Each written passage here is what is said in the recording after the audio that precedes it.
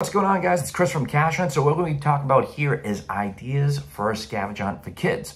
Now, I know a little bit about scavenger hunts myself, being a game producer now for 23 years and producing a bunch of different types of scavenger hunts for a wide variety of groups and people now for the past 23 years, but also as a parent, because I know how tricky it is to think of ideas for our kids and trying to get them off their devices. So what I'm going to do here is provide you with three key easy scavenger hunts to put together, as well as at the end of the video provide you with a website that will pretty much elaborate on each one of these types of scavenger hunt ideas, as well as provide you with some clues or some helpful clues to put together a very creative scavenger hunt, which again is very, very easy. Always, if you can, subscribe, as we throw a lot of fun content and informative content onto this channel. But let's get to it. Now, the three key ones, one is very simple, can be done right in your house.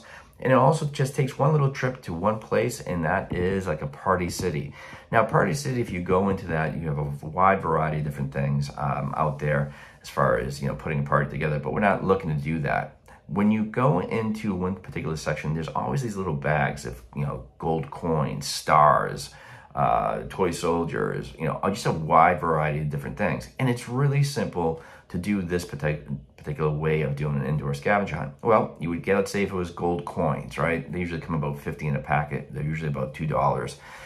Take those coins, put a point total. So like, 25 points each coin, whatever you want, doesn't really need to be that, and hide them around your house. It could be indoors or outdoors. You can call it like the gold rush.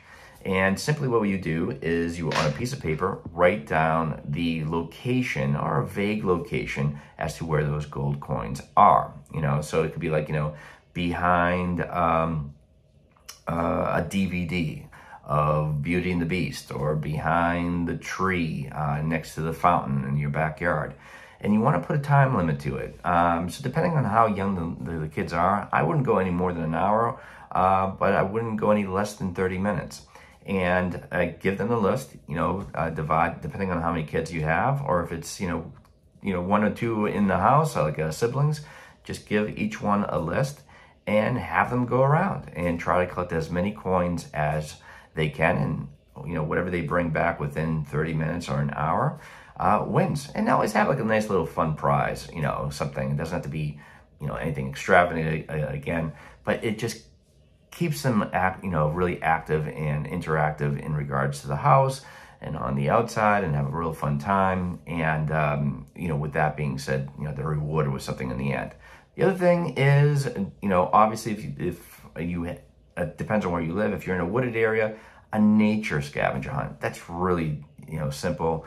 Obviously keep everybody in a little bit more of a close vicinity. If you have a lot of kids, create small teams, a parent or an adult on each team, and you can create your list, like a red leaf, an acorn, a bottle cap, things of that nature. Again, in that regard, put a point total underneath each item.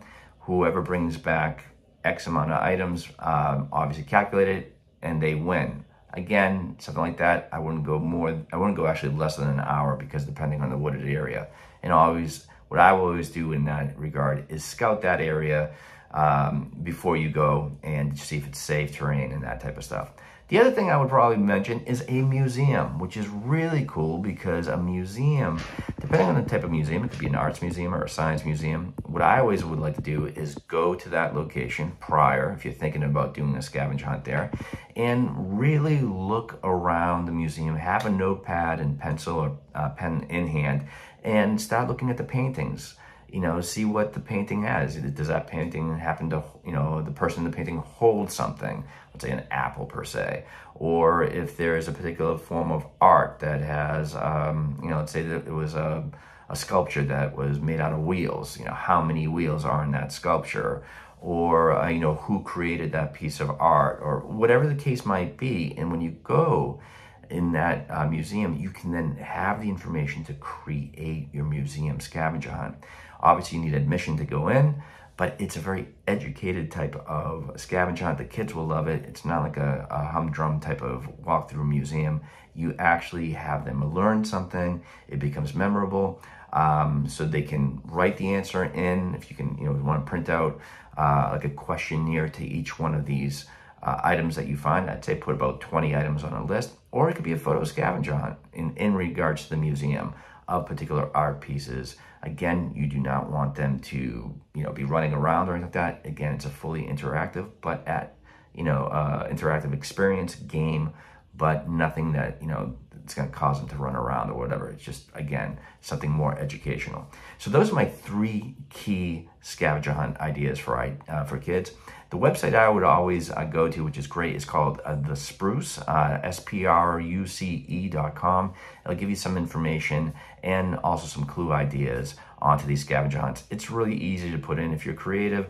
Some people tell me, well, I'm not really a creative individual. You are more than you think about it. Once you create your first clue, then you probably will create about 10 to 15 underneath it. Again, guys, thanks so much for watching. Again, feel free, listen, click the link underneath and subscribe. And what I'm going to be doing is a free game giveaway, fully interactive cash hunt game that will provide you with game materials, booklets, pens, the medals, app, the whole 9 yards, completely free.